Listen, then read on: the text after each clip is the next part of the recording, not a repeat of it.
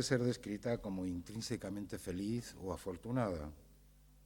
Sometida nuestra existencia a la acometida de las más diversas contingencias, somos siempre susceptibles a los buenos y los malos encuentros, tanto a la aparición feliz de la fortuna como al golpe inesperado del infortunio o de la desgracia.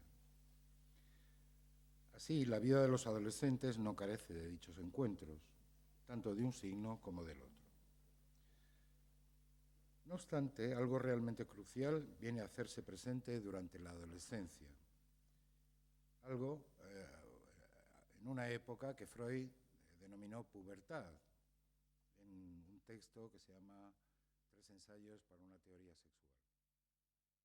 A la reaparición de la sexualidad, a la emergencia de los impulsos sexuales con su carácter imperativo, impulsos que necesitarán desde ese momento y a lo largo del resto de la vida, pero muy particularmente en ese periodo, de un proceso de regulación, de un proceso de construcción de una identidad propia y en concordancia con el propio deseo. Tal proceso apunta a ir construyendo hasta alcanzar, como Freud mismo lo expresa, una síntesis de los impulsos, de las pulsiones, que permitan, en su caso, el fin que la naturaleza ha previsto para la sexualidad, esto es, la reproducción, fin que nunca está asegurado. Para dicha construcción, el adolescente carece de brújula, porque la sexualidad humana no se realiza como la sexualidad del resto de los seres vivos. Es otra cosa. En medio de la confluencia de ambos factores, el empuje de la sexualidad y la carencia de brújula para delimitar y construir un territorio que fuese propio, el adolescente se debate y produce síntomas que testimonian tanto de su esfuerzo como de su malestar. En nuestros días son muchos los fenómenos que así lo atestiguan. Cada época ha tenido sus propios síntomas y la nuestra época tiene unos síntomas que son muy patentes, muy pregnantes y que son algo diferentes a los que ha habido en otros momentos históricos. En la Asociación Cultural Sigmund Freud queremos prestar una especial atención a los problemas que suscita la adolescencia, que no son pocos, también al tratamiento que se le da a la adolescencia desde el discurso oficial, digamos. Tanto de los adolescentes como de las personas que los rodean. Por eso hemos invitado a nuestra colega Lourdes Chacón, que es psicoanalista y psicoterapeuta y que trata frecuentemente a sujetos adolescentes para que nos ilustre sobre los problemas de la adolescencia y los síntomas que particularmente en nuestra época son más pregnantes. Les dejo con ella. Finalmente, después de su conversación, de su conferencia, podemos tener una pequeña conversación en la que ustedes pueden preguntar y podemos conversar acerca de lo que ella nos viene a decir. Muchas gracias. Hola, buenas tardes. Primero darles las gracias por su asistencia y el ofrecimiento que me hizo Luis de poder hablar de este tema que tanto me interesa. Les voy a hablar desde mi práctica en la consulta y también desde mi formación de psicoanalista. He pensado en orientar la conferencia en 3 bloques fundamentales que voy a hablar de la adolescencia actual y voy a tratar un grupo de síntomas contemporáneos que son las nuevas tecnologías y las relaciones sociales, la anorexia y la bulimia, las marcas en el cuerpo y la violencia escolar. Y luego haré unas pequeñas conclusiones. Quiero que esta conferencia sea sobre todo una forma para iniciar el debate porque creo que hay mucho que decir, sobre todo sobre los síntomas contemporáneos que ahora mismo se están dando en la adolescencia, para que luego podamos hablar sobre ello. Bueno, comenzamos. Hoy en día nos encontramos con una adolescencia muy diferente a la de hace unos años. Los cambios sociales, tecnológicos y científicos han irrumpido en nuestras vidas. Nosotros, como adultos, nos hemos encontrado en la situación de tener que adaptarnos y aceptarlos para formar parte de este cambio social. Sin embargo, la vida del adolescente se ha visto acompañada desde hace años por tecnologías que se han convertido en imprescindibles. No se cuestiona no hacer uso de ellas o que formen parte de su vida. Son su vida. Las motivaciones, intereses y demandas adolescentes se dirigen por una vía que a veces nos resulta incomprensible, dada la distancia con la adolescencia que nosotros vivimos. La adolescencia sigue siendo un camino intermedio entre la niñez y la edad adulta. Es un momento excepcional por sus grandes transformaciones. Se producen cambios físicos y de reestructuración psíquica. Freud no dudó en considerar este momento como una verdadera metamorfosis de la subjetividad.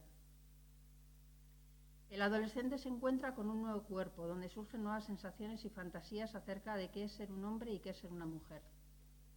Desde el psicoanálisis diríamos que la adolescencia es un despertar de la sexualidad, y con todo ello, el adolescente tendrá que enfrentarse al mundo y encontrar un lugar en él.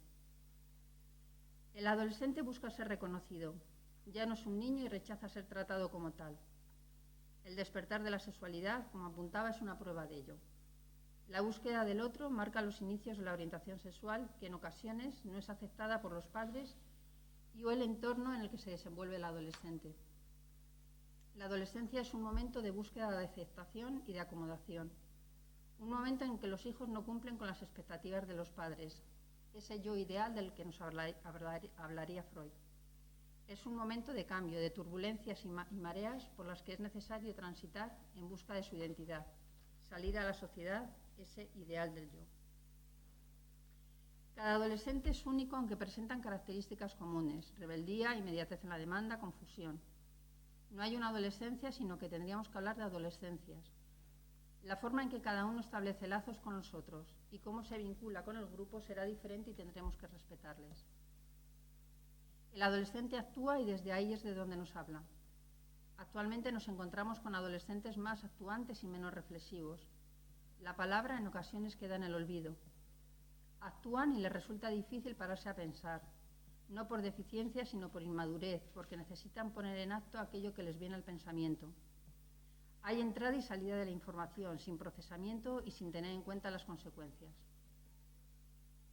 En los adolescentes es donde encontramos con mayor intensidad los efectos del cambio de época. La caída de las figuras de autoridad aparece como uno de los cambios principales, siendo lo social quien toma el relevo. El saber, por ejemplo, ya no se deposita en el maestro o en los padres. Directamente el saber se deposita en Google, Wikipedia, en la red. Por ejemplo, en los últimos 10 años aproximadamente ha surgido la figura del youtuber. El Rubius, OMG, Vegeta 777, Auronplay, chicos o chicas que despiertan pasiones. Tienen millones de seguidores, algunos más de 17 millones de suscriptores, mayoritariamente adolescentes. Ser youtuber ha surgido como una nueva profesión en Internet. Algunos pueden llegar a ganar 30.000 euros mensuales. Las ganancias están en función de las visitas que reciben. Se presentan al público en general y al adolescente en particular por la utilidad que pueden ofrecer. Hacen gameplays, comentan videojuegos, gastan bromas o comentan aquello que consideran denunciable o criticable sin límites en sus formas y en su decir. Se les consideran personas persistentes y tenaces en la elaboración de sus vídeos y de ahí su triunfo. Muchos adolescentes siguen a pies juntillas a estos modelos, otorgándoles un saber que puede llegar a comandar sus vidas. No es extraño escuchar a los jóvenes querer convertirse en youtuber y ser como el Rubius, o poder decir lo que quiere y de la forma que quiera acerca de lo que piensa, como Auronplay. Es necesario marcar una diferencia entre la caída actual de las figuras de autoridad y el desprendimiento de dichas figuras, que es esencial para que el adolescente pueda transitar a la edad adulta. Si existe una figura de autoridad clara, el adolescente podrá desprenderse poco a poco de ella. La crisis de las identificaciones que viven le permitirá conquistar su autonomía e independencia en un intento de construir su vida. Sin embargo, el adolescente cada vez es más dependiente de las figuras paternas, que no por ello han tenido que ser sus figuras de autoridad. Ante esto, ¿qué posición toman los padres frente al adolescente? ¿Qué tipo de autoridad sostienen los padres? Podríamos pensar varias cosas. Una posición de igual a igual de padres a hijos no marca la simetría familiar necesaria para que cada miembro de la familia ocupe su lugar y no se produzcan confusiones en cuanto al lugar de la autoridad. Es necesario que los padres mantengan la palabra y se comprometan con ella para transmitir y limitar el desborde y los excesos que ponen en riesgo al propio adolescente. Los padres han de transmitir que hay algo más valioso que la satisfacción inmediata y propia, el interés, la curiosidad, la creencia en algo más que uno mismo, y que las pruebas de amor de los padres hacia el hijo no se deben de reducir a responder a sus demandas o satisfacer su necesidad de consumo. Si esto no se produce, ¿dónde recae la autoridad? Es en el niño y posteriormente en el adolescente, sobre el que recae la responsabilidad de dicha tarea. ¿Puede ejercer un niño y más adelante un adolescente la autoridad en el sistema familiar? No solamente puede hacerlo, sino que actualmente encontramos hogares dirigidos por adolescentes que ejercen su autoridad. A pesar de la confusión en la que vive el adolescente hoy en día, es imprescindible ayudarles a pensar, a desplegar su mundo simbólico a través del lenguaje y no quedarse solo en el mundo de las imágenes, del imaginario. Tarea nada fácil dada la realidad en que vivimos, como veremos más adelante en relación a las nuevas tecnologías. Tendremos que estar atentos a sus inhibiciones, estados de angustia y sus comportamientos alterados. Un comportamiento perturbador puede ser una forma a través de la cual el adolescente nos está dirigiendo un mensaje que encierra el sentido de su sufrimiento. Puede estar pidiendo ayuda y esta demanda se puede dirigir a los padres, a los maestros, a la sociedad. Buscan el límite, el no, para poder frenarse. En otras, este tipo de comportamientos es un intento de separación del adulto que siente asfixiante y controlador. O bien es una forma de saber qué es para el otro, comprobar si el otro me quiere. En relación a esto, abro varios interrogantes que luego podríamos discutir. ¿La adolescencia actual se adelanta y se alarga cada vez más? ¿Es el adolescente de hoy en día más infantil que en épocas pasadas? ¿Qué le lleva a precipitarse a una adolescencia cuando sigue manteniendo rasgos infantiles? Los síntomas contemporáneos. Los síntomas actuales podríamos considerarlos como una respuesta al momento sociocultural que estamos viviendo. El discurso científico-tecnológico en el que nos encontramos inmersos ha propiciado la presencia de objetos tecnológicos. Hace unos años los objetos eran un medio que permitían el intercambio con los demás. Sin embargo, nos hallamos en un momento en que la utilización del objeto da lugar a la satisfacción autística, en solitario. El adolescente no necesita a nadie, está solo pero conectado. La realidad virtual que el adolescente establece con el otro a través de la tecnología no es un garante de las relaciones sociales. El otro virtual no pide, no discute, no critica, no cuestiona, no mira. Esta sociedad de cambios nos ofrece objetos como medio para hacernos sentir bien. Nos hacen creer que a través de los objetos de consumo conseguiremos la felicidad. Es decir, que cuanto más consumamos y tengamos, más felices seremos. Sin embargo, no hay objeto que nos lleve a conseguir la plena satisfacción ni nos haga completamente felices. De ahí que un objeto sustituido por otro incansablemente, cayendo en el engaño de que así se alcanzará el objetivo. El adolescente ante el malestar personal busca la solución inmediata. No nos resulta extraño encontrarnos situaciones en las que cuando el objeto de satisfacción, por ejemplo, el teléfono móvil, la tablet, las redes sociales, no les colma sus expectativas o sus deseos, es decir, cuando el objeto no responde a aquello que creen que necesitan, tratan de calmar su malestar a través de distintos síntomas, por ejemplo, la anorexia, bulimia, obesidad, autolesiones, agresividad, como una forma de solucionar lo que les ocurre. Por ello cabe preguntarnos, ¿por qué si en aquello donde depositan su bienestar no responden sus deseos, se sienten un vacío interno? Entiendo por vacío interno esa imposibilidad de no poder encontrar estrategias alternativas que les ayuden a reformular el proceso y conseguir su objetivo. El adolescente de hoy en día confunde la necesidad del objeto con la demanda al otro. Es decir, creen necesitar algo material para estar bien cuando lo que en realidad están demandando es que les escuchen, que les cuiden, que les pongan límites, que les presten atención, que les miren. La caída de las figuras de autoridad no favorecen que el adolescente construya su identidad en esta etapa tan importante de su vida. Observamos que el joven adolescente se queda pegado al objeto. no sabe no estar solo. Por ejemplo, no nos resulta extraño ver a adolescentes ir con el móvil a todos los sitios.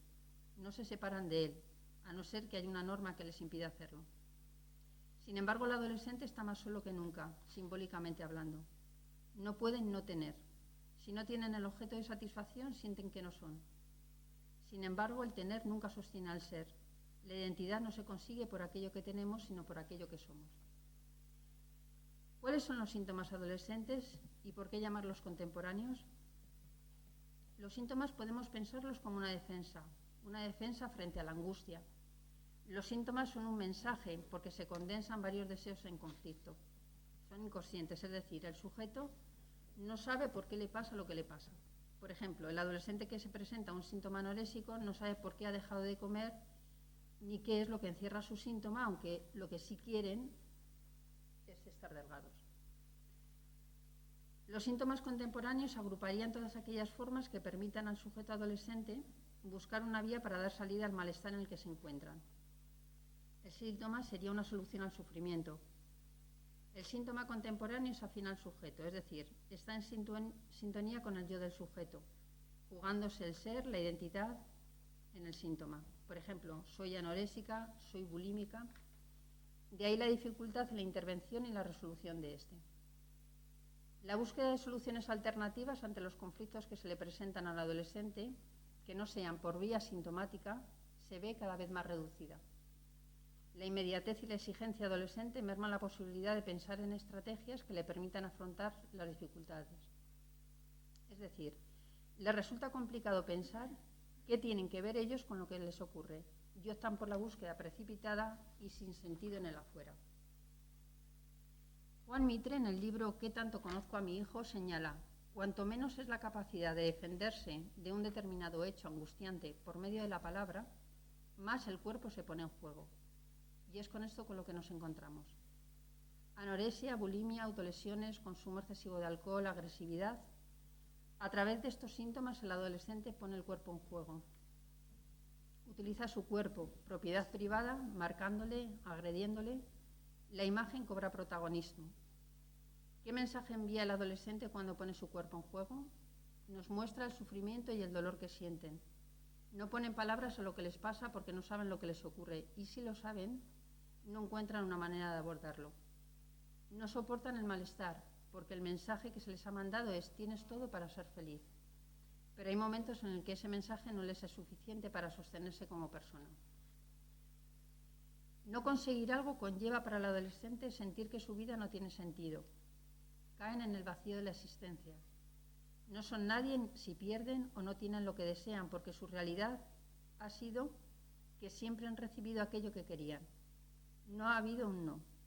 La fantasía infantil, todo se puede, les impide enfrentarse a la realidad de la vida, donde todo no se puede.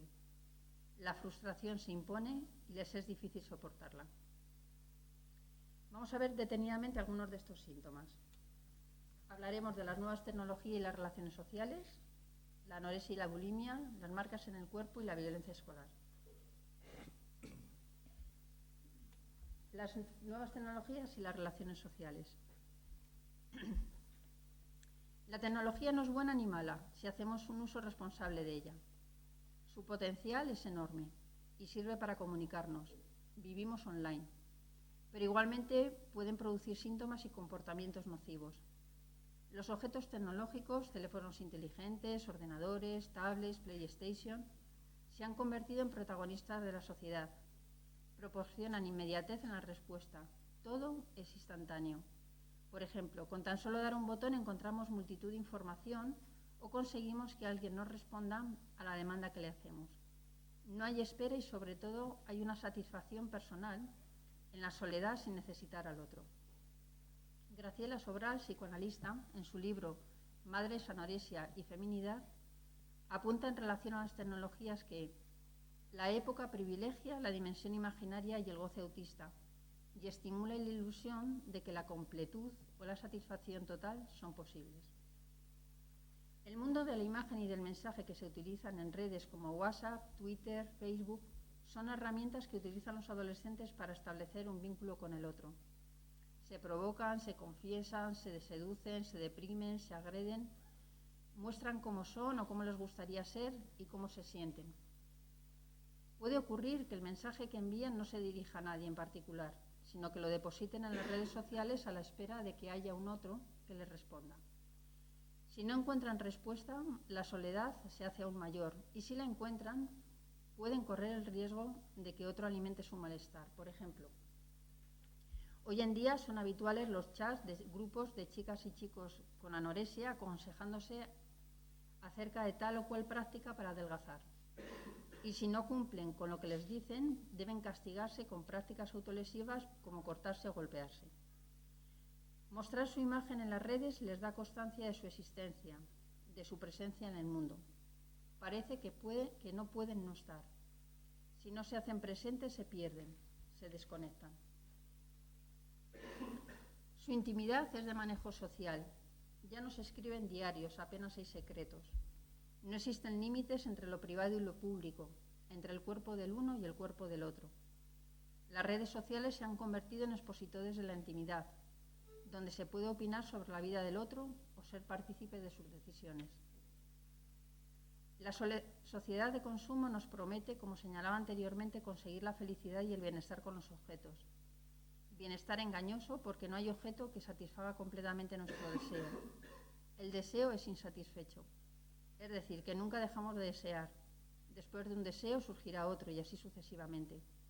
El adolescente cae en el engaño. Creen que con el último móvil o el último juego de la Play serán completamente felices. La adolescencia actual vive en una continua insatisfacción. Nada les es suficiente. Han surgido las patologías de la demanda. Las prisas y la oferta del objeto crean la ilusión de una satisfacción plena y duradera. Anorexia y bulimia. La comida se ha convertido en aquello que nos puede hacer gozar. Ya no es solo para aplacar el hambre. Comer es el acto que va a despertar nuestros sentidos y la vía para alcanzar la búsqueda de esa primera satisfacción que nunca conseguiremos. La mirada, el oído, el tacto y el gusto se activan cuando entramos en el espectáculo culinario. Las cocinas son laboratorios productores de placer. Se deconstruyen los platos para reinventar las recetas tradicionales de forma ingeniosa, con el fin de que un plato diferente al original y al mismo tiempo atractivo consiga potenciar su sabor, su textura, aromas, presentación. Se habla de inteligencia emocional culinaria. Nos dicen que los sentidos degustarán los alimentos, pero ¿hacia dónde apunta realmente esta búsqueda de satisfacción? Los restaurantes de lujo, las largas esperas hasta conseguir mesa, las facturas desorbitantes por menús de degustación, todo se justifica si podemos gozar, aunque sea unos instantes, porque desgraciadamente después de comer cenamos y luego desayunamos y volvemos a comer. Pero ese momento nos ha llenado. Hemos pasado del campo de la satisfacción de la necesidad al campo de la satisfacción pulsional. Hemos comido para gozar. La anorexia y la bulimia se han convertido en síntomas contemporáneos. Pero no hablaré de la comida como necesidad. Si lo pensara así, estaría hablando de la anorexia y la bulimia como trastorno de la conducta alimentaria, sino como demanda. Es decir, lo esencial no es que coma o no, que por supuesto es importante, sino por qué no come o come en exceso. ¿Qué nos está queriendo decir la anoréxica y la bulímica con esta restricción o con este exceso con la comida? ¿Cuál es el mensaje que nos envía? La anoréxica y la bulímica son incómodas para la sociedad de consumo. Un sujeto que no demanda objetos, en este caso la comida, que no consume o cuando lo hace lo vomita, mostrando que no les ofrece bienestar, no es un sujeto rentable para esta sociedad. La comida se convierte en estos casos en un instrumento emocional. Lo que no pueden decir con palabras lo depositan en la comida. La comida se convierte en un dispositivo que pierde su naturalidad de alimento. Es en la adolescencia cuando más aparece esta sintomatología. El sujeto adolescente se ve envuelto en sus enredos emocionales en relación al cuerpo, al amor, a la sexualidad y en relación a los otros. Surgen las inhibiciones entre chicos y chicas, los encuentros, desencuentros en la vida familiar. La restricción o el exceso de comida se plantea como una solución para que el sujeto pueda soportar lo que de otra forma será insoportable. Controlan la comida para tapar el descontrol emocional. Graciela Sobral Se refiere a la anorexia y la bulimia como la enfermedad de las emociones. Quienes padecen esta enfermedad no están pidiendo comer o no, sino que el verdadero problema se encuentra en relación a su propio deseo y con su sexualidad, es decir, qué es ser una mujer. El mundo de la anorexia bulimia es una anarquía organizada. Se atrincheran en su posición de rechazo. Su mundo parece un caos, pero esta percepción es engañosa. La imagen que nos devuelven nos conmueve, nos angustia. Ellas no se angustian, provocan al otro ese sentimiento. Nos desenvolvemos en un mundo de imágenes, imágenes que el otro nos presenta como ideales y que no dudamos en querer alcanzarlas. Estar delgada es sinónimo de belleza y cumple con el ideal femenino. Estar gorda no cumple con este ideal. Es cierto que cada vez hay más campañas a favor de cuerpos femeninos que usen una talla mayor de la 42. Pero, sin embargo, tenemos que tener en cuenta que la imagen que el adolescente tiene de sí mismo es una imagen por hacer. Debe desprenderse de los ideales paternos, yo ideal, y entrar a formar parte de la sociedad, ideal del yo. La imagen la irá construyendo por lo que ha recibido, por lo que reciba del exterior y por lo que construye internamente. Socialmente, las imágenes ideales en las que nos movemos tienen que ver con la belleza y la delgadez en las mujeres y la belleza y la fortaleza en los hombres. Por eso es fácil que el adolescente caiga en este engaño. La imagen que tiene la anoréxica y la bulímica de sí mismas es una imagen distorsionada. No desean un cuerpo femenino, pierden las curvas, la menstruación les desaparece, buscan una imagen ideal de completud. Ellas lo llaman peso ideal. No quieren un encuentro sexual con el otro porque les mostraría que necesitan a ese otro y ellas nunca necesitan nada. Cuando redactaba estas líneas escuché una noticia no menos sorprendente acerca de la curación de las chicas con anorexia. Los últimos avances tecnológicos en neurocirugía habían encontrado una forma de curar la anorexia. La técnica consistía en estimular el cerebro para controlar la obsesión por el peso en estas pacientes. El objetivo no era regular el apetito, sino el pensamiento referido a las calorías y los kilos. El proceso consiste en colocar unos electrodos a través de un orificio en una zona profunda del cerebro y se unen a un cable que pasa por detrás del cuello, hasta unirse a una batería que se deposita en el estómago. El estudio ponía como condiciones que la paciente tuviese determinado peso para soportar la operación y que las terapias recibidas no hubiesen hecho su efecto. Ante esto me pregunto, ¿dónde queda la subjetividad de la persona que padece esta sintomatología? Nos presentan una forma de curación física ante una enfermedad que me he referido a ella como la enfermedad de las emociones. El reduccionismo biológico y la tecnología nos ofrecen despreciar los afectos porque con unos electrodos y una batería pueden solucionarlo. Ya no es necesario que la persona que sufre pueda preguntarse qué les está ocurriendo y por qué ha optado por esta vía de solución a sus conflictos. El debate queda abierto. Las marcas en el cuerpo. Actualmente han aparecido entre los jóvenes diferentes prácticas para marcar su cuerpo. El cuerpo cortado, llamado cutting, agujereado a través de los piercing o tatuado, teniendo un significado subjetivo diferente. ¿Qué significa marcar el cuerpo en la adolescencia? Las marcas hechas por el sujeto en su cuerpo producen modificaciones corporales que se plantean como una solución al abordaje y los cambios del cuerpo adolescente. No se nace con un cuerpo, sino que el cuerpo se hace, se construye gracias a un cuerpo simbólico preexistente al sujeto. Este cuerpo simbólico se constituye gracias al lenguaje. Lacan, psicoanalista, nos dirá que serán las huellas de la langue las que darán consistencia a un cuerpo sin formar, es decir, las expectativas, los deseos, los miedos, depositados simbólicamente por los otros en el niño. Los cambios culturales y sociales y la falta de respuesta social lleva al adolescente a tomar las marcas en el cuerpo como una referencia para diferenciarse. Intentan configurar su identidad. El cutting surge como resultado de una angustia incontrolable. El corte y la herida constituyen un hallazgo de aquello que no pueden significar, que no pueden poner en palabras. Las cicatrices son una muestra del dolor y el sufrimiento psíquico insoportable, que dejan una huella tanto física como simbólica en el sujeto. El corte en los brazos, en los muslos, en las costillas, la quemadura, la sangre que fluye, alivian al sujeto adolescente de la angustia. Prefieren un dolor físico a un dolor psíquico. Los tatuajes y los piercings son una práctica extendida hoy en día. Son marcas permanentes sobre el cuerpo. Detrás de cada dibujo en la piel o de cada agujero existe una historia personal de emociones. Cada parte del cuerpo donde se hace una perforación dice algo de ellos.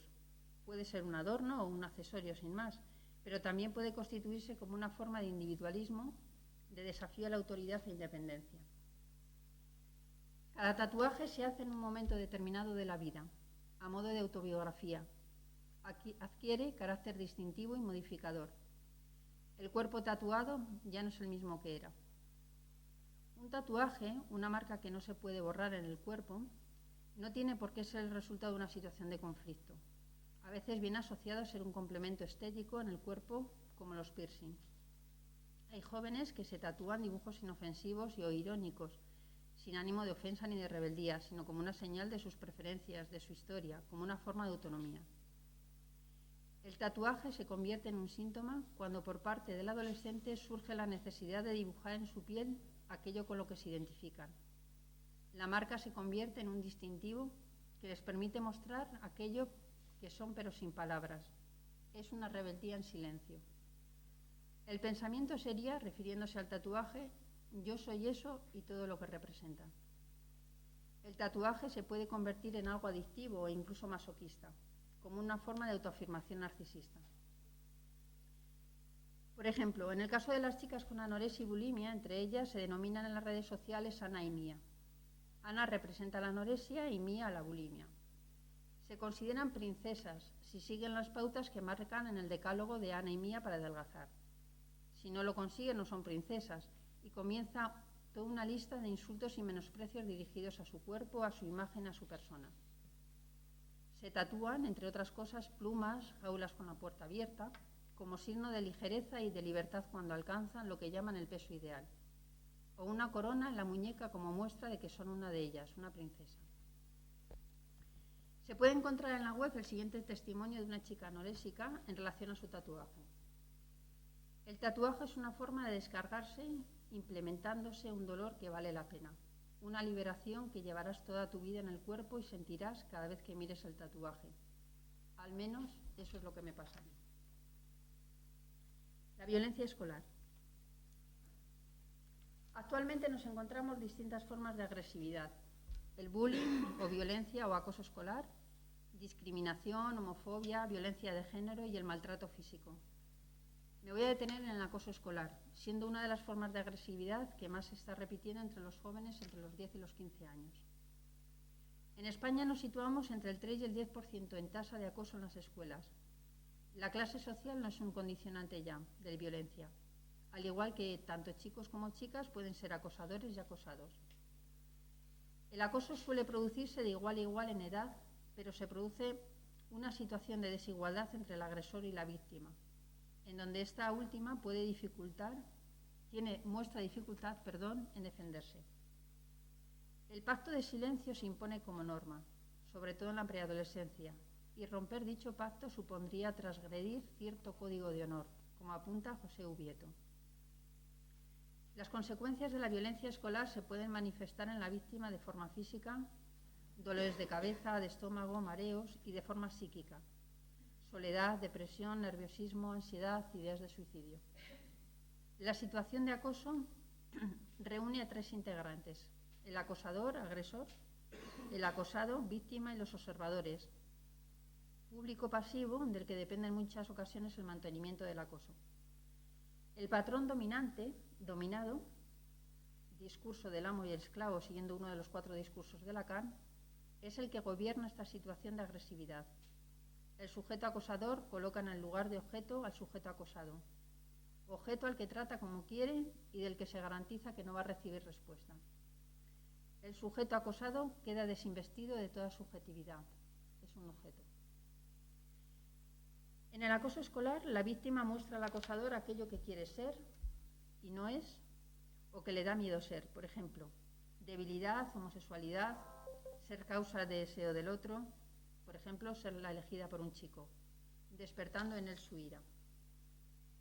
El mensaje social es que todos seamos iguales y excluye a aquel que marca la diferencia, provocando odio, burla y acoso. El adolescente busca pertenecer a un grupo.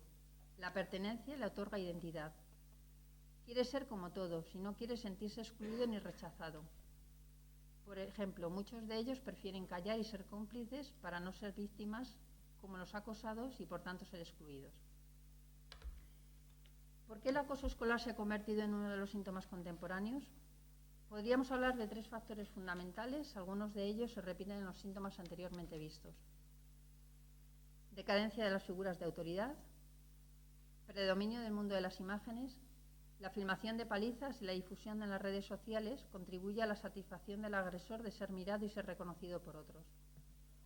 Por otro lado, encontramos el placer que sienten aquellos que, siendo testigos mudos de la situación, contribuyen a la continuidad de la agresión. Desorientación del adolescente en relación a las identidades sexuales. Cómo ser un hombre y cómo ser una mujer. Se ha observado una crisis en la masculinidad debido a una decadencia de la imagen paterna y un aumento de la masculinización entre las mujeres. Esos 3 factores apuntan a un objetivo común, que es marcar la diferencia, la singularidad con respecto al otro. Esto no se contrapone a lo que señalaba en líneas anteriores. Pertenecer a un grupo significa ser como todos. El ser diferente del acosador con respecto al otro en el grupo significa obtener reconocimiento. El ser diferente del acosado es sinónimo de inferioridad y estar fuera de esa norma social de todos iguales. Hace un par de días saltaba a los medios de comunicación una noticia en relación a un niño de 7 años que había sido agredido en el patio de la escuela a la hora del comedor. 3 niños de 8, 9 y 10 años le propinaron patadas en el abdomen y le lanzaron un envase de cristal a la cabeza. El niño fue ingresado en el hospital por traumatismo abdominal grave. Los padres presentaron una denuncia afirmando, entre otras cosas, que desde hacía 2 años su hijo estaba sufriendo acoso en ese centro. La familia de uno de los acosadores ha argumentado que lo que tenía que haber hecho era defenderse. Y el colegio, a día de hoy, sigue considerando que se trata de una simple riña entre niños y que deben solucionarlo entre ellos. Los acosadores no han sido expulsados. Y el niño agredido continúa en su casa sin salir, aunque el colegio insiste que se incorpore, a lo que la madre responde: ¿qué quieren? ¿Que me lo maten? Es una de las muchas situaciones que se están produciendo hoy en día. ¿Qué papel está ejerciendo la autoridad en caso de pensar que la hay? ¿Cuántos espectadores pasivos habrán contemplado estas situaciones sin intervenir? ¿Y la víctima, ante tal desprotección, cómo incorporarse a un centro escolar que no solo lo permite, sino que minimiza el hecho de dar una paliza y lo transforma en una simple riña entre niños? De nuevo, dejo abierto el debate.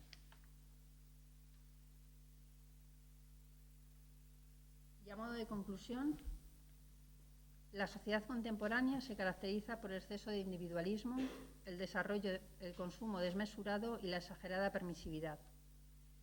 Vivimos en una sociedad donde se produce una confusión de roles e identidades, que en la adolescencia tiene una importancia excepcional.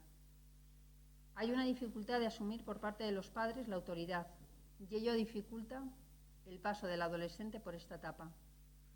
Esta caída de las figuras de autoridad se desplaza a otras que se ven cuestionadas y desvalorizadas, como por ejemplo los profesores.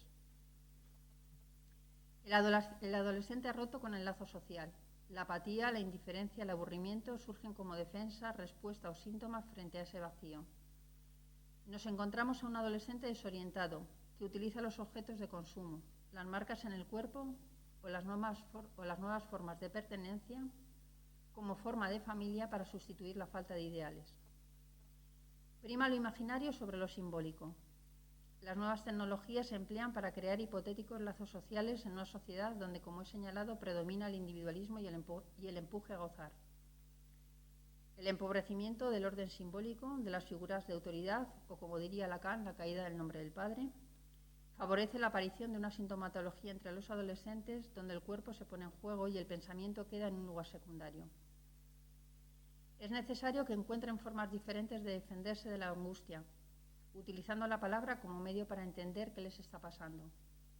El adulto ha de estar a la escucha de estos síntomas, de estas señales y acompañarles, buscando la ayuda necesarias o dándoles la confianza, el tiempo y las estrategias para que puedan buscar su propio camino.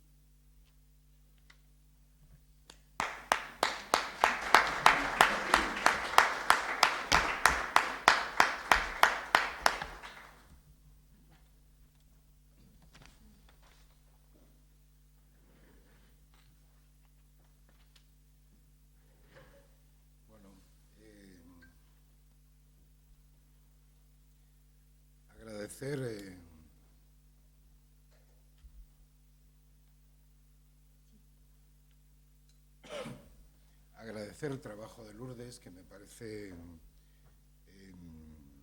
trabajo muy bien hecho, matizado, muy detallado y a la vez bastante amplio, en la medida en que me parece que recoge lo que aparece normalmente, no ya en la fenomenología de la clínica, de lo que aparece en la clínica, sino también lo que aparece, como ella refería, en los medios de comunicación y que más o menos todos conocemos. Bueno, felicitarla por el trabajo que ha presentado, que ha hecho, y ahora darles a ustedes la palabra por si tienen alguna cuestión que plantear, alguna pregunta, algún comentario. Estamos abiertos a cualquier aportación.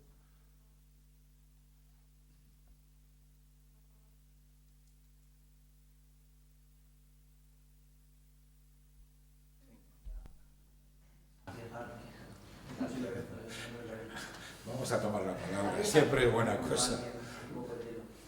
Bueno, no sé, me parece súper claro. Hay muchísima información, es verdad, súper bien reducida desde mi punto de vista y para que se me ocurren, no sé, según ibas hablando, se me ocurren 200.000 preguntas o dudas incluso, pero no, bueno, personales, ¿no? Bueno, yo trabajo con adolescentes, he estado 10 años trabajando como profesor de música en un centro. Entonces, claro, no sé, se me ocurren muchas cosas, pero por no sé, sintetizar alguna o intentar buscar soluciones, porque claro, a todo esto que planteas, yo me planteo automáticamente cuál es la solución a todo esto, porque evidentemente la problemática es esa, pero las soluciones no sé cuáles pueden ser. Por ejemplo, referido a nuevas tecnologías, a mí enseguida se me viene a la cabeza algo como, por ejemplo, o también sería una pregunta para mí interesante, ¿estamos preparados esos referentes que tenemos que estar ahí arriba para enseñar cómo utilizar a estos chavales esas herramientas? ¿Estamos realmente preparados? Porque para explicarles que eso es una herramienta, como bien has dicho, es muy útil, es una cosa que le podemos sacar mucho partido. Yo personalmente, por ejemplo, el año pasado hice 2 actividades súper interesantes como con el teléfono móvil como herramienta educativa, porque es que ese es su mundo. Entonces, el adulto a veces, por un lado, por ejemplo, todavía estamos muy empeñados en que eso es malo. Es que no es un problema. Por ejemplo, en un centro educativo, el tema de no utilización del teléfono móvil es una cosa como muy sagrada, aunque va cambiando ya y va mucha gente entendiendo estas cosas. Pero nosotros también creo que tenemos que hacer un poco mea culpa y intentar entender cómo le funcionan las cabezas a estos chavales hoy en día, que eso no solo sirve para mirar ciertas cosas y perder el tiempo, etcétera, sino que hay un mundo en el que ahora nosotros nos toca reengancharnos y hacernos llegar, visualizarnos ante ellos para que sus referentes puedan volver a ser nosotros. Por ejemplo, se me ocurre, según explicas todo esto de los adolescentes, yo pensaba que si le quitan la palabra adolescente, por ejemplo, nuevas tecnologías o en tema de acoso, por ejemplo, en concreto, si le quitan la palabra adolescente le pones adulto o persona en edad madura, también reconocería todo ese tipo de cosas. Entonces, el problema es de los adolescentes, el problema es más amplio, es acoso a nivel laboral. Si le quitas adolescente, me vale igual la charla. Nuevas tecnologías, pues pásate por cualquier restaurante ahora por el casco y verás a gente de 50 años sin mirarse a la cara jugando con el móvil. Entonces, bueno, no sé si he preguntado algo, pero por concretar un poco, ¿estamos preparados también los que tenemos que estar ahí arriba para enfocar toda esta problemática que tú planteas? ¿Tú qué opinas? Vamos a ver, mira, cuando estaba redactando la conferencia y estaba pensaba en esa frase, ¿no? De el adolescente está pegado al móvil, ¿no? Digo, vale, pero es que muchos adultos están. Entonces era como, bueno, no sé, voy a poner esto, ¿no? Pero estoy totalmente de acuerdo en eso. Porque hablamos de los adolescentes, pero efectivamente el adulto está preparado para dejar el móvil, por ejemplo. Porque, por ejemplo, en la consulta, yo al adolescente normalmente les digo que dejen el móvil a la entrada, ¿no? Porque claro, es un no parar con el móvil. Pero es que a los adultos también se lo tengo que estar diciendo. O sea, que fíjate hasta qué punto hay una dependencia, ¿no? ¿Cómo le puedes estar diciendo a un chaval, oye, deja el móvil cuando te tienes el móvil en el bolsillo? Claro, yo sobre todo esto lo que pretendo, creo que mi labor como referente, que es tan difícil desde la educación hoy en día ser referente para un chaval de 15, 16 años, se puede, pero es difícil. Y ese es nuestro problema también, porque a veces intentamos descargar o tal y es, quiero decir, es nuestro trabajo. También buscar un poco ahí las herramientas, eso es cosa nuestra, no podemos descargar estas cosas y no asumir nuestra responsabilidad, creo yo. Pero claro, yo creo que hay que intentar sobre todo a los chavales darles herramientas y dar ejemplo, porque yo es que veo que ahí es donde nos perdemos. O sea, repetimos muchas cosas que están muy bien dichas y a nivel social, muy teóricas, y que está muy bien y que suena muy bonita, la típica frase que te lees en el Facebook y todas estas cosas, que dices, jolín, qué bien, sí, pero es que eso está muy vacío, porque realmente a la verdad los chavales están viendo que le dices unas cosas y tú haces otras. Entonces, yo creo que partiendo de ahí, difícilmente vamos a conseguir ciertas cosas. Por eso yo creo que, vale, si un adolescente es un adolescente, ahora hay nuevas tecnologías, todo este tipo de problemáticas actuales, pero veo que realmente no sé si se quieren o se pueden o se saben poner realmente las soluciones desde todo esto que reclamamos, que supuestamente tienen que fijarse en nosotros y todas estas cosas. O sea, a lo mejor soy un poco pesimista en el planteamiento, pero bueno, no sé, se me ocurre. A mí me resulta complicado pensarlo, ¿eh? Sobre todo porque las nuevas tecnologías llenan el tiempo y se ocupa mucho tiempo con el móvil o con la tablet o con... Estoy de acuerdo contigo. Yo escucho a los adolescentes en la consulta y me hablan de que no les dejan tener el móvil o que tienen que quitar una página de no sé qué de internet y el profesor responde en clase. ¿Sabes? Es como tan incongruente que ¿qué les dices? Es que no puedes decir, ¿no? Por lo menos escucharles. Pero que hay una problemática, yo creo sobre todo en cómo les llena el mundo, cómo les llena su mundo personal el estar simplemente con un móvil, ¿no? Cómo se ha perdido el salir. Salen, es verdad, hay 3 adolescentes detrás, yo sé que salen, pero que también se quedan mucho en casa, también es cierto. Y que se favorecen ese aislamiento también es cierto. Sí, es otro mundo paralelo claramente ahí que nunca existió, claro, es una visión después. Es que antes se salía a la calle y llegábamos a casa y preguntabas, oye, ¿me ha llamado alguien? Y si te había llamado bien y si no, pues... A mí me preguntan a veces que cómo conseguía quedar con mis amigos. Sí. Pues sí, que quedamos, claro que quedamos. Dispensa un segundo. Sí, bueno, me gustaría que intentases un dato que has dado que no acabo de comprender. Sí. Entonces, cuando hablabas del acoso escolar, hablabas de un 3%. ¿A qué te referías? ¿Un 3% de los alumnos? Del total. Eso es. Bueno, yo me imagino que esto de la problemática adolescente pues será en la minoría de adolescentes.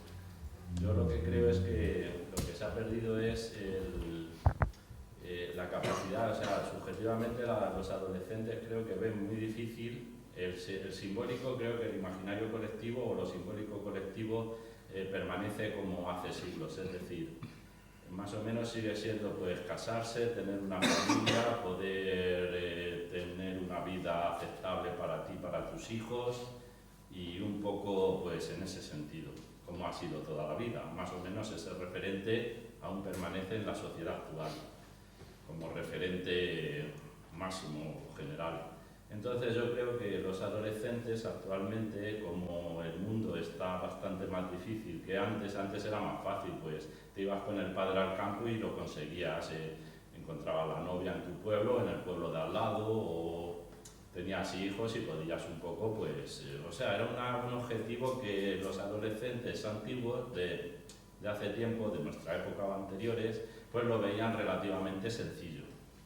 Y actualmente yo creo que los adolescentes pues eso lo ven bastante complejo, es decir, una cosa bastante difícil de conseguir o que no son capaces, no van a ser capaces, y entonces es cuando pierden no saben qué hacer porque lo ven pues que hay mucha competitividad, que van a fracasar, que no van a encontrar pareja, que se va a destruir la pareja próximamente, o si se casan enseguida se divorciarán.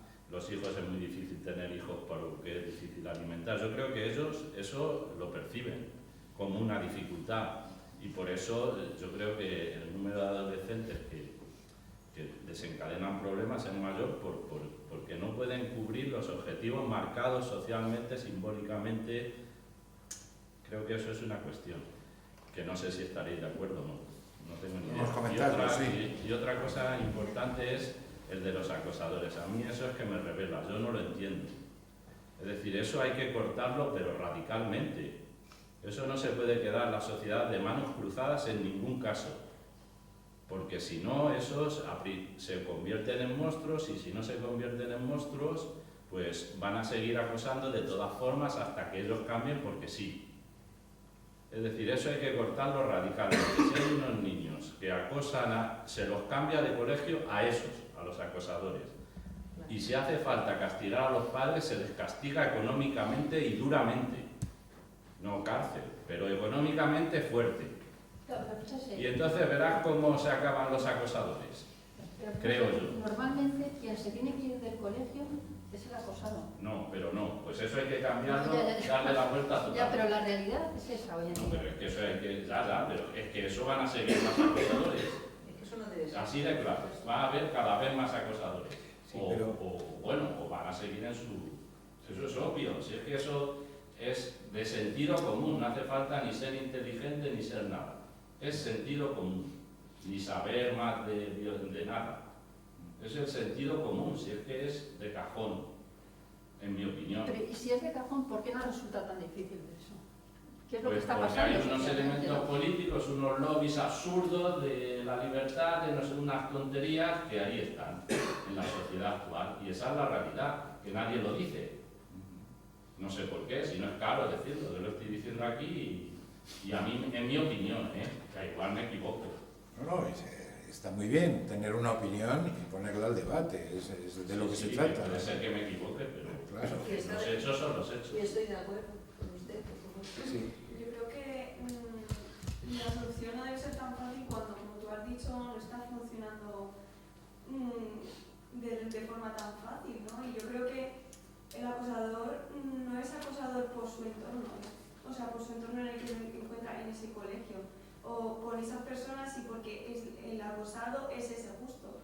O sea, en realidad, yo creo que el acosador elige una víctima, pero por su situación personal, por la situación personal que ha vivido en casa, o por el entorno en el que está rodeado, la familia, le hace tener ese carácter agresivo y creer que está por encima de los demás. Entonces, yo creo que es algo más grande que solamente dispersarlo, ¿sabes? No es como si fuera un grupo terrorista. Quiero decir que hay un enfoque psicológico que no podemos abarcar completamente solo con diluirlo un poco.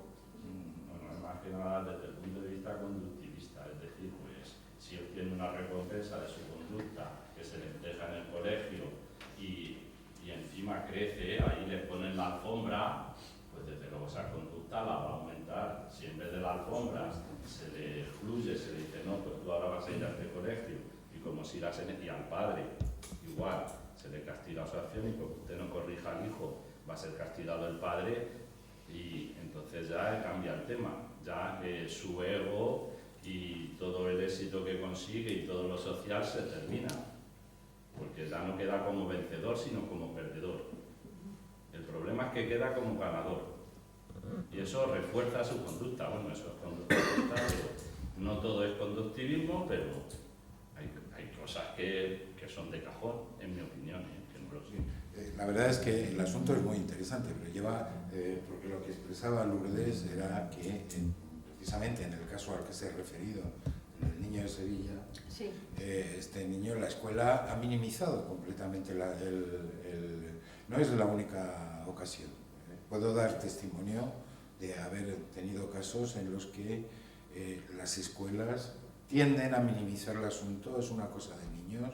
Cuando se trata de adolescentes ya pero en esas edades que refería Lourdes, son cosas de niños.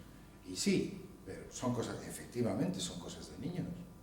Pero el adulto tiene una responsabilidad ahí. Quiero decir, los profesores, los padres, los maestros, todos tenemos una responsabilidad.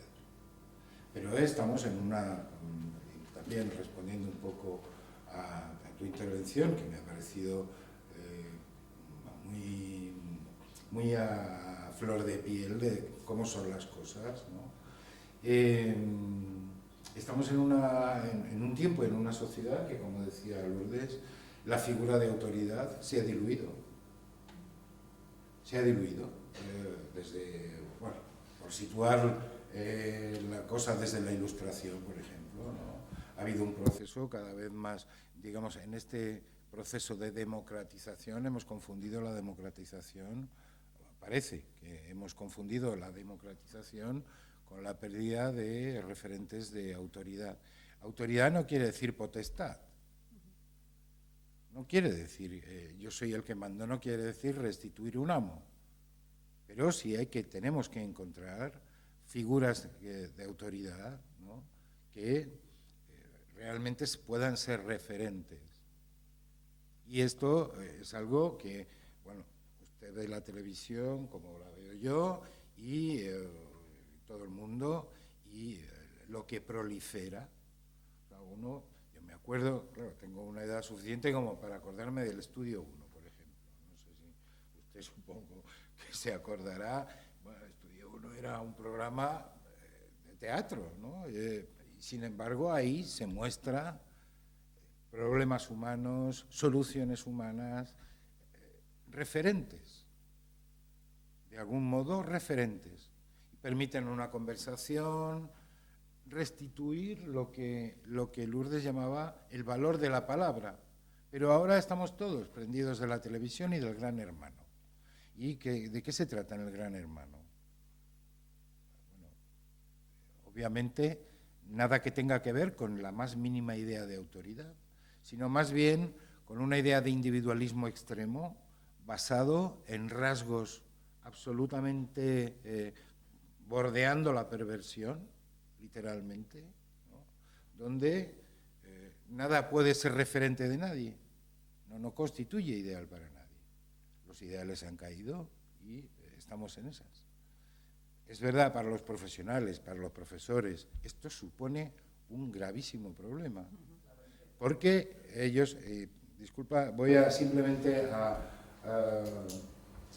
mencionar un rasgo que va un poco en la dirección y no pretendo prejuzgar para nada, si usted lo siente así, discúlpeme, pero la cuestión de Esperanza Aguirre hace unos cuantos años, dotando mediante un decreto ley a los profesores de una autoridad.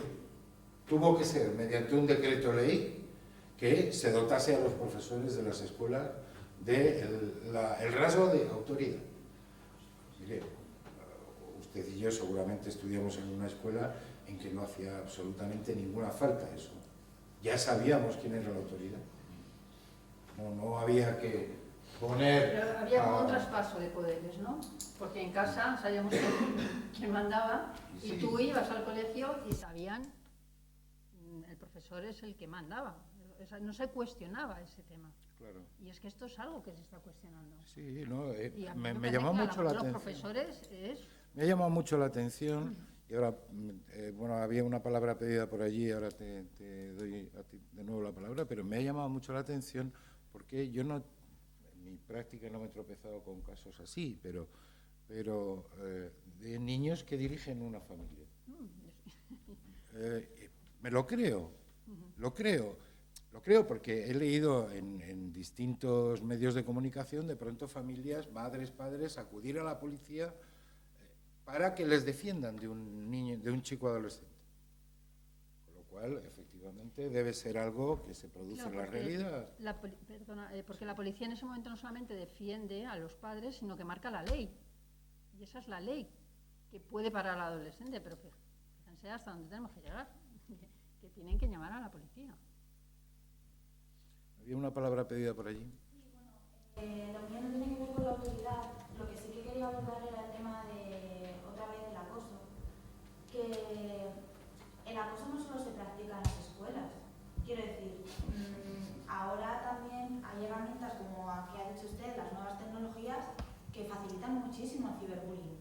Entonces, no es cuestión de echar a un niño al acosador, por ejemplo, que también estoy de acuerdo en castigar o tomar medidas con el chico que acose a otros niños, pero sí, por ejemplo, pues es eso, el niño cuando llega a su casa tiene un móvil y tiene redes sociales y también se va a meter con otros niños por ahí. Y también, pues eso, se va a meter con otros chavales que no puede acosarlos físicamente, pero sí puede meterse con su físico. Entonces eso también es algo... Sí, es una vía que antes no existía, una vía de entrada, pero me parece que Lourdes lo reflejó muy bien. Sí, pero es verdad, es un apartado que lo he dejado aparte, que es el ciberacoso, que tiene que ver con eso mismo que has dicho tú. Y se dan no solamente, eso que no solamente es en la escuela, sino a través de las redes sociales, que son mucho más perjudiciales, porque mandan un mensaje y el mensaje se distribuye entre tantísima gente que cómo se controla eso, ¿no? Bueno, sí, un montón de... Sí, pero bueno, de eso se trata de conversar. Eso, por ejemplo, es una cuestión de que, por enlazar un poco todo a los profesores y a los padres, a los adultos referentes que estamos hablando, nos deja muy desprotegidos ese ciberacoso, muy desprotegidos, te sientes muy perdido. Volteado, completamente. Es unido a, por ejemplo, que la falta de autoridad, la merma que nos han hecho al profesorado paulatinamente, que ya a veces es que es así de simple. A veces yo veo gente que decide no meterse en problemas, porque además sabe que es que se está metiendo en un jardín que solo va a perder él. O sea, todo eso está redundando en todas estas historias de una manera súper negativa. Claro, es que te tienes que...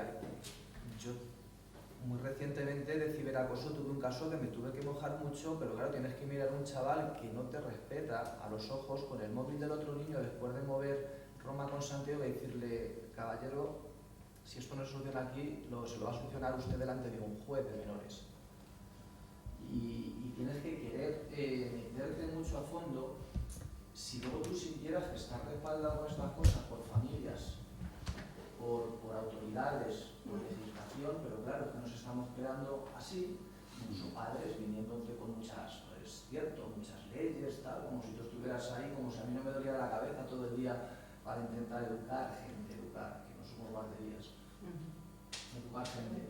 Entonces, hay un cúmulo alrededor de, por eso digo, claro, tú, lo has dicho tú, pero yo lo estaba pensando antes, que es a mi primera intervención, si es que la abuela de ese niño que yo lo vi en televisión, del acosador, de Sevilla, que la abuela se mete en el gorrito y dice, no será para tanto señora, su hijo está en su casa porque quiere. Claro, los niños al final que son las víctimas, no son el problema. Es que claro, si desde arriba estamos viendo esto, yo veo difícil solución. Yo pongo mi trabajo, ojo, eso no quiere decir que no lo ponga, pero yo veo difícil solución. Claro, lo que comentaba el caballero es que los niños ya desde pequeños en el tema de acoso, cuando tú les dices, si veis algo que así no es, esto hay que comunicarlo porque tal, valores. Los niños se ven a sí mismos como chivatos ya desde que son chiquititos. No se ven como alguien que está haciendo un bien a otro porque es de justicia solucionar algo. Es que ellos no dicen nada porque van a tener problemas. Entonces se empiezan a ver como chivatos. Eso la sociedad lo fomenta y al final, pues por eso vienen todos estos problemas. Claro, tú le pides a un chaval que se moje en una cosa muy pequeño, cuando él sabe y tú sabes que va a salir al patio, tú no vas a estar ahí y va a tener problemas. Si tiene su WhatsApp y va a tener problemas. Entonces estamos a lo mejor a veces pidiendo a ese niño que haga una cosa que es cosa nuestra y que no terminamos de tener las herramientas ni las posibilidades. Bueno, es muy complejo todo, evidentemente, de solucionar. El niño no tiene que hacer nada, es el padre que ve a su hijo sufrir. Pues sí, pero claro, dile al padre tú algunas Es decir, veces. los niños no se tienen que chivar de nada. Sí, pero que a mí me molesta nada. que sea como un chivato, claro, es que si la... Es cuando lo percibe, o el Claro, padre, esa o la madre, percepción de- o la escuela. No, los niños no hay que involucrarles en que se chiven de nada. En No, ningún- pero, Sí, pero chivarse... hay un problema, y disculpe Sí. es que la mayoría de los niños lo ocultan. Bueno, Los pero niños porque acosados sea leve, lo ocultan. eso es Es un totalmente- fenómeno bastante general y La crueldad de los niños de toda la vida, que siempre ha existido, eso no hay que confundirlo con un caso de bullying ya de una cierta categoría. Porque yo creo que no es lo mismo. O sea, cuando ya hay marcas, hay daños físicos, hay incluso lesiones, eso no tiene que ver con... Yo me refiero al caso de lesiones y de cosas graves. yo creo que... A un caso de cosas del crecimiento personal de un niño que construye su identidad, pues se pega más pegones, más tal.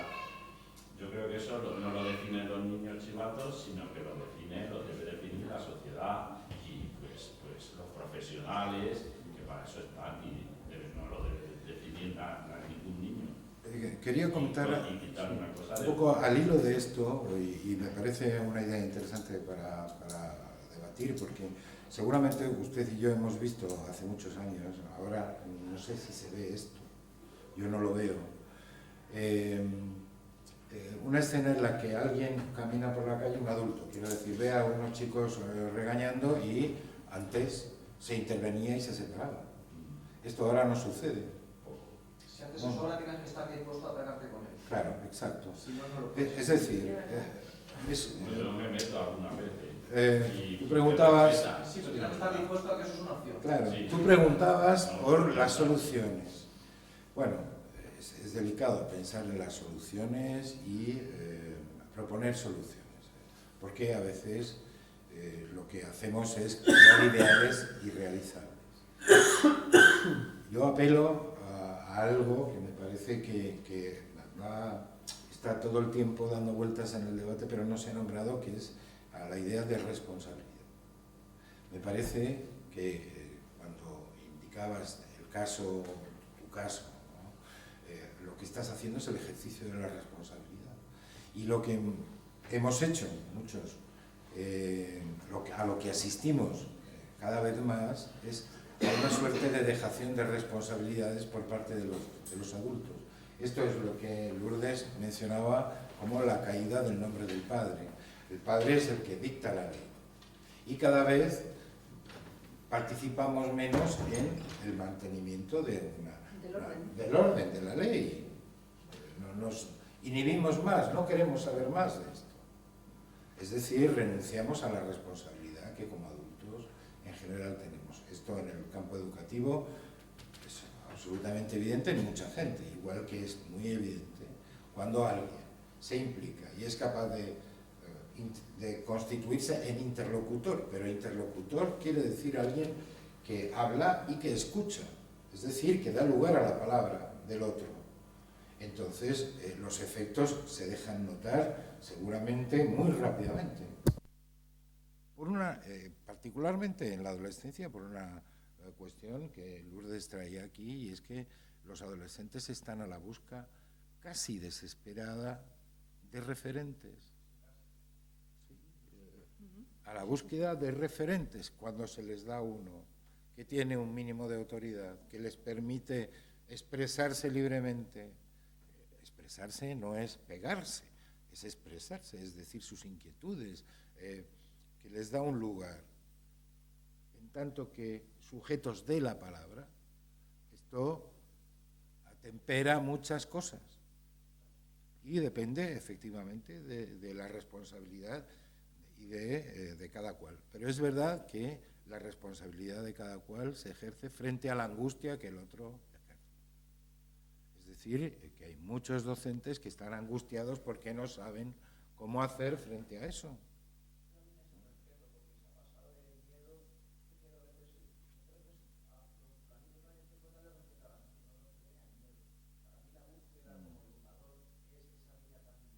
Y sí.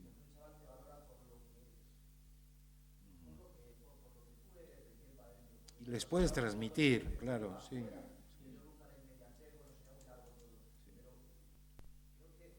Padres, adultos, gente que le estamos transmitiendo hacia los de abajo este tipo de cuestiones, es ese respeto intrínseco tuyo, ese respeto tuyo.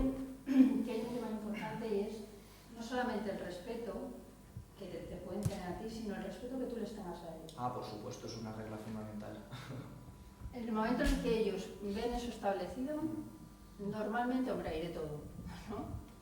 Pero normalmente, si eso queda así, la relación es diferente con el Yo tutor. personalmente les explico el primer día 3 reglas. Respeto, traigo respetos vuestros hacia mí y hacia vosotros, porque si no, no hablamos de nada, y el que se os olvida siempre de lo que estamos hablando, ese les resulta más difícil.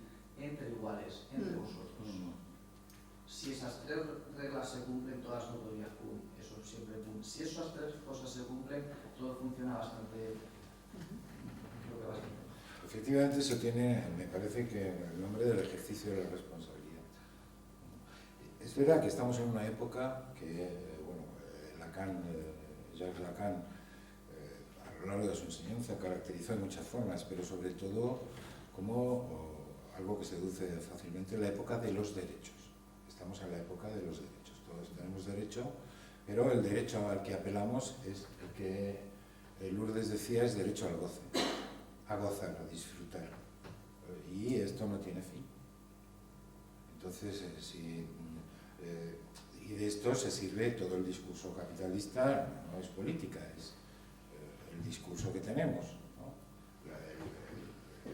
La realidad tal como está construida.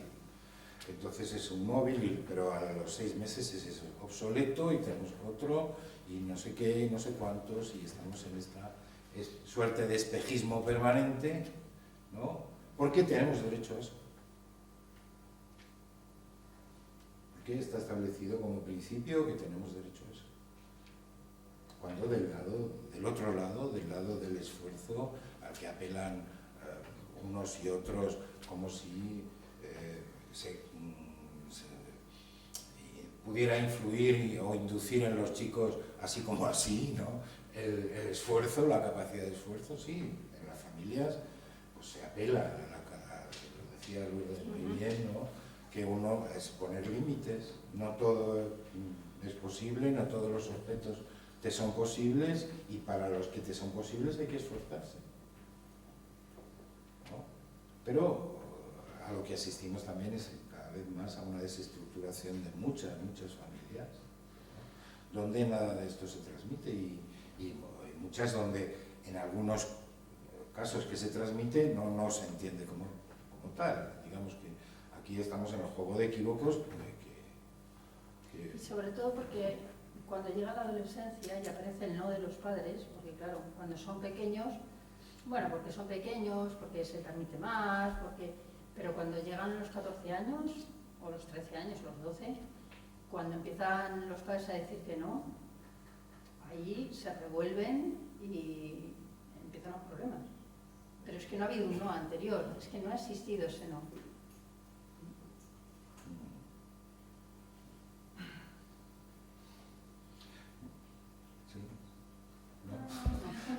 Bueno, la finalidad de estas conferencias es poner un poco a debate, es traer a debate las dificultades que vivimos. Nosotros las vivimos desde la clínica, digamos, desde la atención uno por uno de los casos que nos van viniendo, y esto nos permite, es un observatorio, es un buen observatorio sobre lo que ocurre en lo social. Evidentemente no podemos hacer una generalización absoluta en la línea que usted decía, pero es verdad que es algo que prolifera. Bueno, consideramos los problemas y nuestra respuesta es la clínica. Aportamos las soluciones uno por uno de los que vienen, de los que se toman la molestia de buscar otras alternativas que no sea ese juego de espejos permanente, ¿no? Hay otros que, como tú, hacen otras actividades, y hay gente muy capaz que hace muchas cosas para tratar de contener un poco esta cuestión, ¿no? Que es problemática a los adolescentes. No aportamos, sí. Yo también. Pero también me gustaría decir que hay muchísimos chavales maravillosos. Sí, por supuesto. Claro, Eso estaba pensando. Claro. Tal, hay muchísimos. Además, bueno, de hecho, casi el 100% diría que son maravillosos, lo que pasa es que hay que trabajarlos. Pero de por sí hay muchos chavales que ya de por sí, trabajadores, responsables, estudiosos, con esfuerzo, que están luchando en un mundo muy hostil en el que antes les era más fácil a otras generaciones, salen para adelante con unas notas, además con buenos valores, con buen corazón. Simplemente quería también hacer un poco de equilibrio con esto, porque yo lo estaba pensando, digo, jolín, parece que trabajo en la guerrilla de... pero mucho menos, mucho menos. Digamos, partimos de los síntomas. Partimos del síntoma y tenemos la responsabilidad frente a los síntomas, no solo frente a los síntomas, también a los chicos que son buena gente, que no sé qué, que no sé cuántos. A veces muchos también acuden a las consultas porque tienen problemáticas de otro orden. Esto no quiere decir nada, ¿no? Pero partimos de los síntomas y tratamos de abordar los síntomas. Por eso es por lo que se expone la cosa desde la clínica, pero evidentemente, y gracias a Dios, no todos necesitan ir al psicólogo, ni mucho menos, ¿no? Hay algunos que se valen perfectamente por sí mismos sin mayor dificultad, ¿no? Es verdad. Bueno, yo quiero agradecerles su presencia de nuevo, ya que casi nos están echando, a anunciarles que para el próximo miércoles Marian Martín, una psicoanalista también, nos hablará sobre infancia. Un poco en juego está el problema del diagnóstico del trastorno de hiperactividad con déficit de atención. Este es un problema muy pregnante. Imagino que lo tocará. Y les invito a que acudan de nuevo a escuchar y, bueno, a poner en común las preocupaciones que respecto a la cuestión de la infancia, igual que hoy con respecto a la adolescencia, hemos podido tratar. Gracias por su presencia.